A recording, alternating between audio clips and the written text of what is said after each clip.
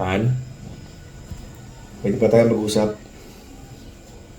Papansin ko kasi itong mga nakarang araw parang hindi mo ko gano'ng pinapansin. Parang hindi ko naramdaman yung lambing mo. Oo Han, naiintindihan ko, pagod ka. Parati galing ka sa trabaho. Tapos pag uwi mo may mga paperworks ka pa. Pero sana man lang Han, minsan niyayain mo akong kumain.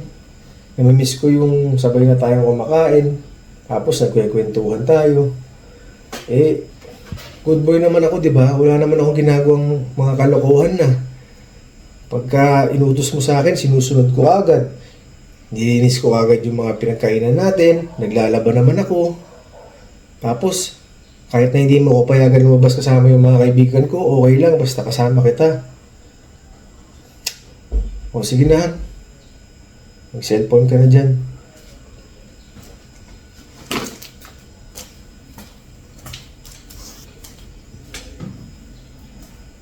Ha?